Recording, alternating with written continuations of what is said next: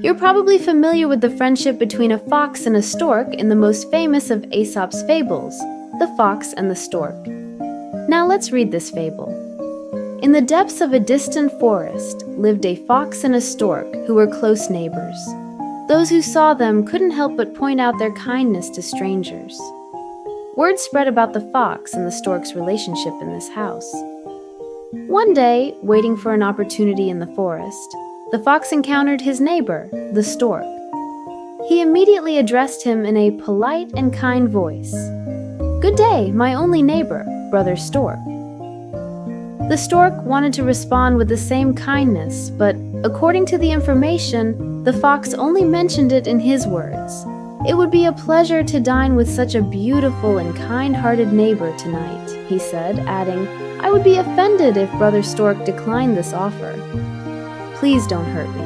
Moved by the fox's kind words and invitation, the stork accepted the offer, and they arranged to meet at the fox's house for dinner. That evening, as the stork crept deeper into the forest, it knocked on the fox's door. It was quite hungry. As always, the fox answered the door with kind words. "Welcome, my dear neighbor, my dear friend. I've prepared a delicious meal that I think you'll enjoy, though it's not worthy of you," he said, and welcomed the stork inside.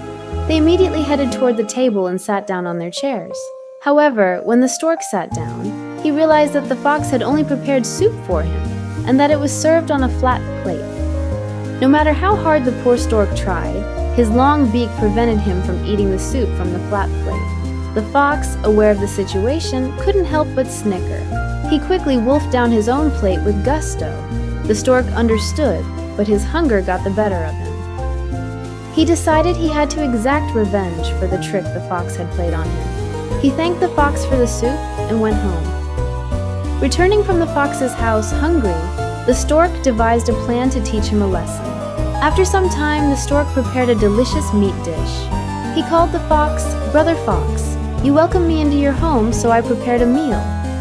I want to host you in my home and host a lovely feast for you, and tonight too." The fox was delighted with this invitation. In the evening, the fox knocked on the stork's door. The delicious aromas of meat from the stork's kitchen made the fox's mouth water. The stork opened the door and immediately invited his guest to the table.